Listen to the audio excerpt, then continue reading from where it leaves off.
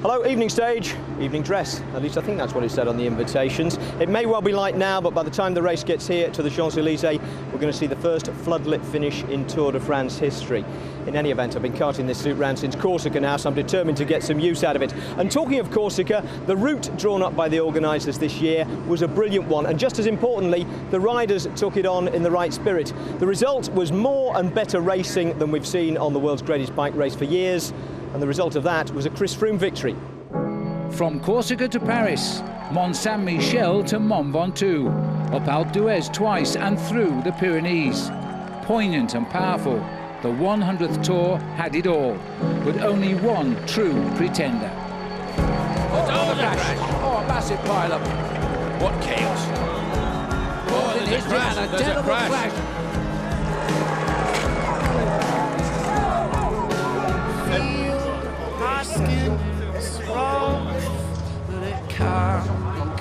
This is on a complete different level. It's like nothing I've ever experienced before. Oh, that's crashed. Marcel Kittel gets the victory. Mark Cavendish gets it. There's a crash right in the middle there.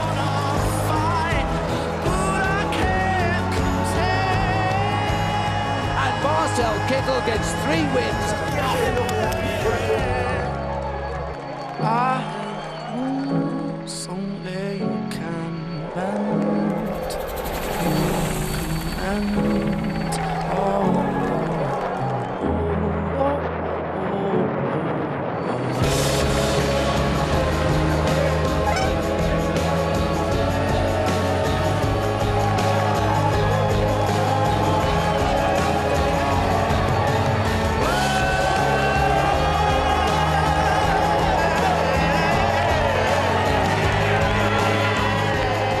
Going to be the yellow jersey for Chris Froome.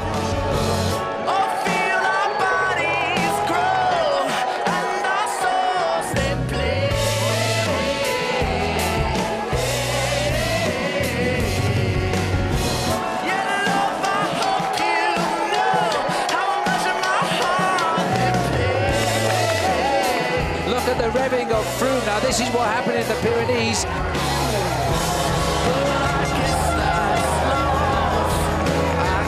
Amazed at this. Winning up the top of Ventoux, that's the most special memory I can take away from this race. Dan Martin wins. And that is his 25th victory. When echelons start, it's kind of like, you know, if you have a feeling you fall through ice, you know you got like 5 seconds. You got 5 seconds or it's over. They were really pushing the limits on the descent. He's obviously getting desperate. I just think it was careless riding to ride like that. We are going to the very top of Alpe d'Huez. It is an amazing climb.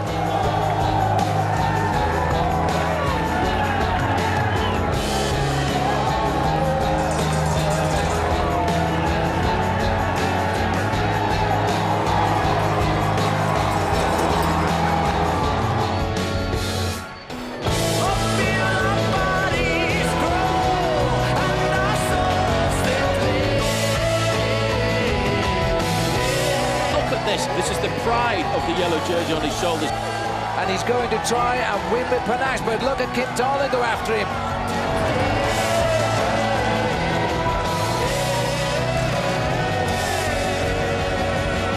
Chris Froome, the man who will win the Tour de France. If I think back and think of the journey I've taken to get here and where I started, it's just, I can't get my head around it. It's really special. So when you made it off the mountain last night, what thoughts went through your mind?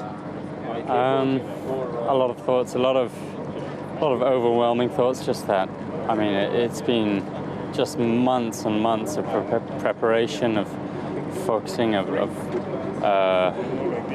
just calculating everything, the training, watching every meal to make sure it's right. And yesterday was the first time that I was able to, after yesterday's stage, just relax. What did you have for dinner last night? Good question.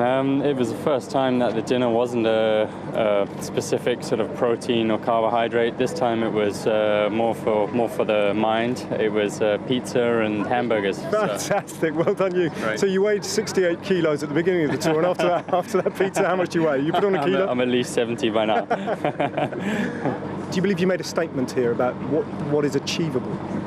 100%. I think given where cycling's come from in the past decade, I think this is where the sport needs to go. It's where the sport has gone.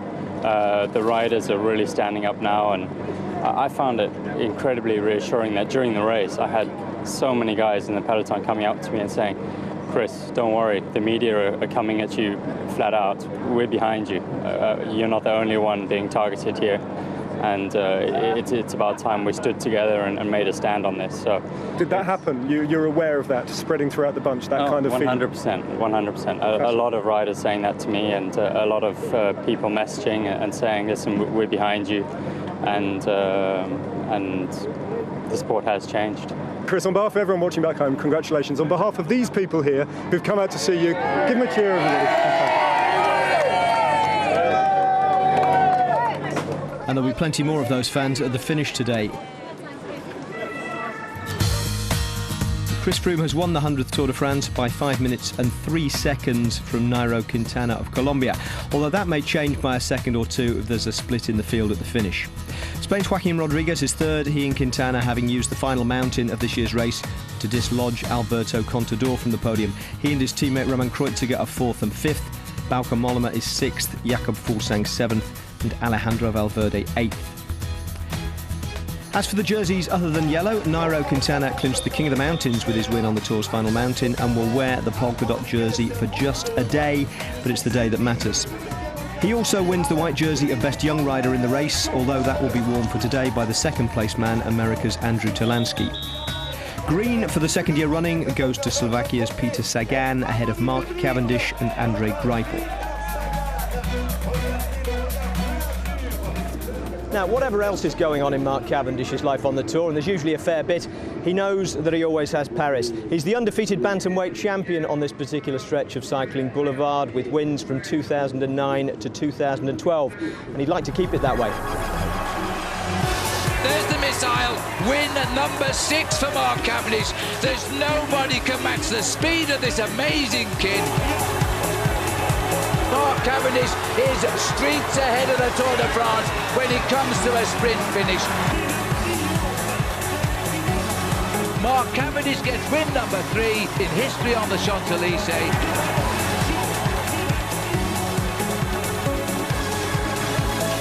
Mark Cavendish gets 4 out of 4 wins in the last 4 years in Paris. It's a totally different proposition today, isn't it, with some major competition. Different from all the others today, then? That's not different. There's been big sprinters in all the other stages. Yeah, but definitely we're nervous as there's more lead-out trains here. I know both Argos and Lotto, they've lost some lead-out men the last days, but you know, we're hoping for whatever happens, we're able to come out on top. Now, no anonymous Parisian suburb for the start of the final stage this year. For the 100th Tour, only Versailles will do. And that's just the first of a few impressive tweaks to the familiar protocol of the final Sunday. The riders will pass the new National Velodrome being built on the Paris outskirts, nod in respect as they pass the Jacques Anquetil Memorial on the day's second small climb, and ride through the courtyard of the Louvre on their way to the Champs-Élysées, where they'll circle the Arc de Triomphe on every lap instead of turning in front of it. All this, or at least the later stages of it, under the lights. There is Versailles, scene of the longest ceremonial rollout in Tour de France history. At one point, it looked as though the peloton may have been lost in circling. Chris Froome did the mandatory champagne celebration with the minimum of show and fuss, as you might expect, and spent less time mugging for the cameras than he did going back through the pack shaking hands. Now, as is the case every year, the race was nothing but a procession until it entered Paris, and it entered Paris with Sky at the front, as they have been for much of this race.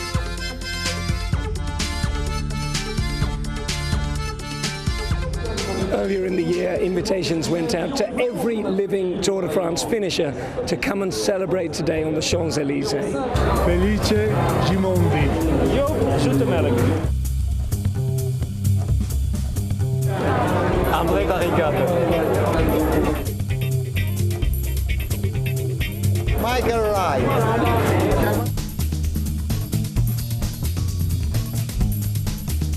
Jean-Marie Leblanc. Jan Jensen. Henny Kuiper. Jamolidin Abdul Jaffarov. No, that Ludwig takes him on nicely. Oh, and he's gone. Abdul Jaffarov has gone and taken out. Sean has gone down with him as well. Looking at the sky over Paris now, it will be a full moon tonight as it looks down on the 100th Tour de France, going down the Tuileries, heading now to turn onto the Champs-Élysées. Check this out. It's going to be Richie Porte from Sky leading Chris Froome onto the Champs-Élysées for this final lap. As they go around that corner, they can see the three riders just in front of them. It's only a second or two now. They will be caught as they hear the bell that indicates one lap to go. He's been rehearsing for that for a year. I think we've got the message. It's the last lap as they all come back together again. There was a Lotto rider with his hand up, and he would be a lead-out man for Greipel, and I think he's got a flat tyre. Well, Peter Sagan would really like to get this victory. Just looking behind Chris Froome. Who is that? Well, I'll tell you who it is. It is Alberto Contador as well. Very soon, though, Phil, well, who was that that's gone back? Yeah, it was Jürgen Rollins, who once broke his collarbone, badly damaged it in the Santos Tour Down Under. Well, look at this. The green are for the team of Peter Sagan. The men on the far left are for the team of Andre Greipel. And coming through in white are the team for Marcel Kittel. Well, don't forget Team Saxo Bank, Phil. Most people don't realise they've got a very good sprinter, Daniele Benati. That's why they've come to the front to do the pacemaking. He's been a great sprinter in the past. He rode for Radio Shack. Maybe they're going to try and look for something special on the final day. Don't forget, though, they are the team that will win the team classification. There's a Cambras, the Place de l'Étoile for the last time, but I'm still waiting to see the pale blue jerseys of Omega Pharma Quickstep come forward to try and sort it out for Mark Cavendish. There's Bernardino nearest camera, five-time winner of the Tour de France, as was Eddy Merckx there. And Greg LeMond in the middle, and Miguel Indurain, who won the Tour de France on 5 occasions, but 3.3 kilometres to go. That's 4 minutes of racing. Greg in the centre, Miguel Indurain on the right, Bernardino on the left, and sat in the driving seat, as he always was, Eddy Merckx. It's a question of supremacy right now. That was Niki Terpstra looking over for Sylvain Chavanel, the French time trial champion. He can take this for a good long kilometre or so and try and put his man Mark Cavendish into that corner. Cavendish's attitude is, and he's told his team to do it, ride together on one side of the road. Don't confuse the issue. He's got them all to the left of the picture as we look. Kittel's got the boys in white all to the right, and in the middle, the lime green of Peter Sagan's team. There's not many of them left. No, but Omega Pharma look very dedicated today. They're nearly all there on the right-hand side of the road. The guys at the back here now, Phil, are just thinking about getting their Tour de France over, but these guys on the front, they've got the organisation. But what could happen if Mark Cavendish gets confused by some of the other lead-out trains? Then he won't want that to happen. This man has got firepower, Sylvain Chavanel, the champion of France. The little next man coming back will be Tony Martin, the world time trial champion, and he can do a massive turn for a long period of time. Now, let me remind you, the guy in third place is on the same team. He wears a white jersey of champion of Poland, but that is Michael Kwiatkowski, and he's turned out to be a great finisher as well.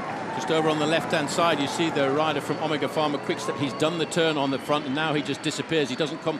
Now there's a move coming forward. You've got the Cannondale riders of Sagan trying to confuse the issue, but you will not dissuade the men from Omega Pharma Quickstep from disorganising their train. They've got to keep the pressure high. They've got to keep it stretched out into a long line so there isn't a grouping at the front end of the main field. as Mark Cavendish's squad brings them out of the tunnel for the last time. Sagan is getting to mix up this. He's only got one teammate left, and Sagan has gone onto the wheel of Mark Cavendish. Well, I think it's a good choice if you want to get into second place, because I don't think Sagan has got the kick to come round Mark Cavendish. This is Kwiatkowski, the man who has worn the leader's jersey in the Best Young Rider competition. He's burying himself right now. Now, the man right in front of Mark Cavendish there is Gert Stegmans. He's a great sprinter, 1,000 metres to go.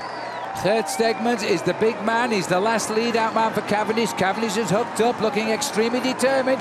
Watch out on the right, though. The third man in white down on the right is Marcel Kittel. They've clashed before all the way around France, particularly in Saint-Malo. It's 3 wins to Kittel so far, 2 to Mark Cavendish. And Sagan could spoil the party. He's the only green jersey left. Kittel has the ideal position right now, and it's his teammates who are leading him right out. Now Cavendish has got to take a few risks as he goes around this final corner. He's got himself there into 4th position, Mark Cavendish. He's right on the wheel of Marcel Kittel. This is not going to be the normal lead out for him. As Kittel starts to move, Greipel is there. Cavendish is on Greipel's wheel. Remember that Cavendish has never been beaten here. Cavendish grits his teeth. He's on the outside of Greipel. I don't think he's going to get through this one as he comes up towards the line now, but he's kicking again and he hits the line. It is going to be desperately close, but they are saying he hasn't hit the line first. Well, that was an unbelievable looks like Marcel sprint. Kittel has lived a dream. Look at this. Cavendish never really got going here. He didn't have the right lead out that he needs. He's trying to battle himself up alongside Greipel. Greipel's in a massive gear closest to the camera there. As you can see the difference, though. Kittel kicks again. He looks at the line. He holds it as hard as he can, but when they come up to the line there with that last lunge, there's no chance at all. Kittel is the fastest man. But there is the winner of the Tour de France. Sky, for the second year, have taken the winner to the line. Chris Froome, second last year, is the winner of the Tour de France this time. And having started the group hug as they came across the line, Team Sky continued it on the other side. As far as the stage was concerned, it was a brilliant final flourish for Marcel Kittel and Germany. His 4th, their 6th. They might have to start televising the race again at this rate, the Germans. Their second best sprinter, Andre Greipel, was 2nd and Mark Cavendish 3rd ahead of Peter Sagan. So his unbeaten Champs-Élysées run is over, but win or lose, Mark breaks down a sprint like no one else. It was fast. I've looked at my power. I did 1,500 watts. Normally when I do 1,500 watts, I win by quite a few bike lengths, so I'm not too sure. I did it, to be fair, I was in quite an ideal situation like I wanted. I said to Gert, go to lead me out. If I manage to get behind them two, that's perfect because I can go then. And so I did. When they came past, I shouted to Gert, I'll stay on these. Came around the last corner, and then I think in hindsight maybe I should have gone a bit earlier, but I thought when I went, I kicked really good. Andre went across the road, and it did take me into the roughest part of the roads on the right, so I had to go into that. And by the time Andre got over, I was able to go again. I was coming, but it was just too late, you know. It's Kittel's 4th win here at the Tour, so it's not like I've lost to some unknown rider, really. Now, the much-heralded floodlit finish of the 100th Tour was more twilight in the end, but it had got properly dark by the time the presentation started, with the Arc de Triomphe transformed into a giant screen, and then transformed in all sorts of ways. The stage winner, as always, was first up. Then began the awarding of the overall prizes.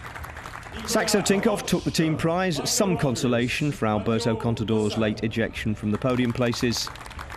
Peter Sagan took the green jersey for the 2nd year running in matching beard and hair. And Nairo Quintana made more trips up to the podium than Chris Froome for the polka dot jersey of the King of the Mountains and the white jersey of Best Young Rider before taking up his 2nd place on the podium. Then came Chris Froome's moment in a special yellow jersey impregnated with 100th Tour pixie dust. In the end, and very unusually, he lost 43 seconds to his main pursuers on what is always a processional stage. Not that they were actually pursuing him, just that he and his team decided to sacrifice 43 seconds in order to cross the line together. So 4 minutes 20 is his winning margin over Nairo Quintana, with Joaquin Rodriguez 3rd at 5 minutes 4 and everyone else shunting up behind them. Of the other British riders in the race, Peter Kenyick finished 77th on his debut, David Miller 113th on his 12th tour, Ian Stannard, another Sky first-timer, was 135th, Geraint Thomas 140th on a cracked pelvis, and Mark Cavendish 148th. Finally, it was time for the last podium configuration of the night, the 1-2-3. Froome, Quintana, Rodriguez, with the Kenyan-born Brit on the top step.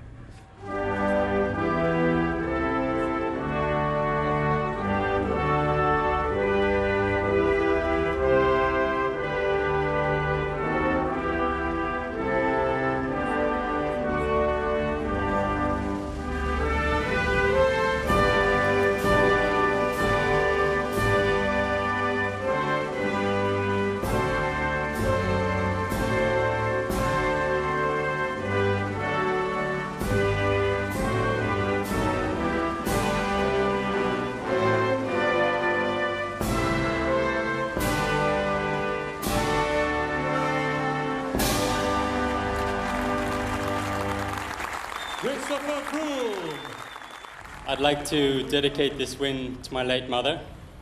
Without her encouragement to follow my dreams, I'd probably be at home watching this event on TV. It's a great shame she never got to come see the tour, but I'm sure she'd be extremely proud if she was here tonight.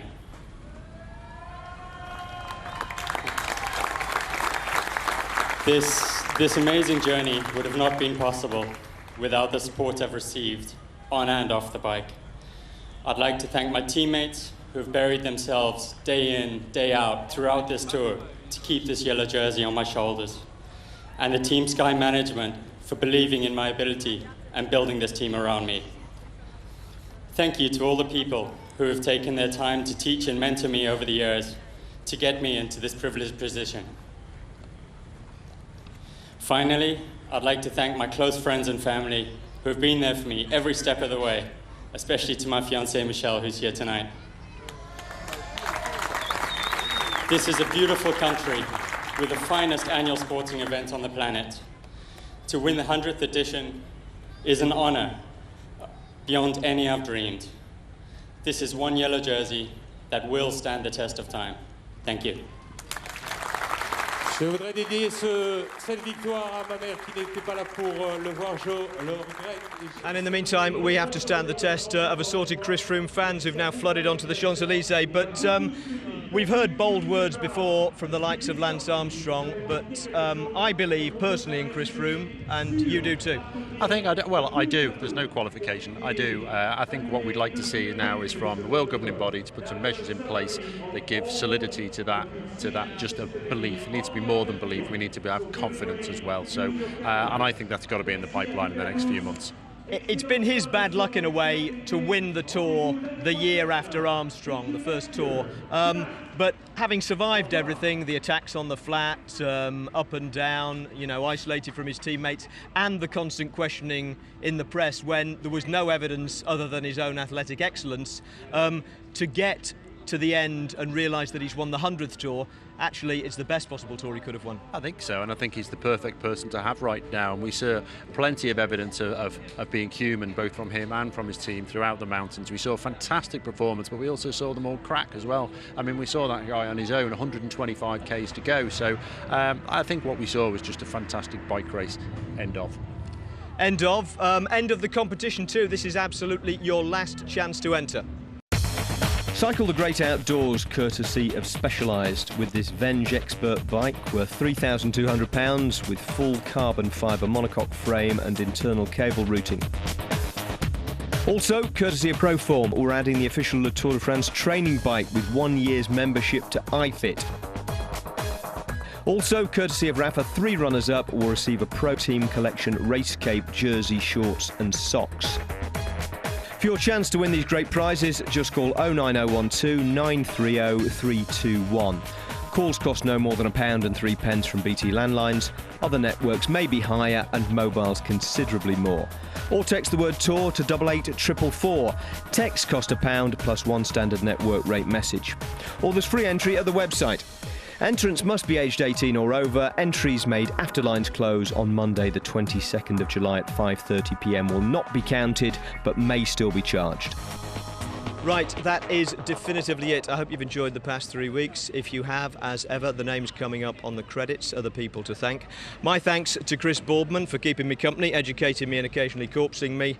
That was the 100th Tour de France. The demeanour of the man who won it may be understated, the magnitude of his achievement shouldn't be.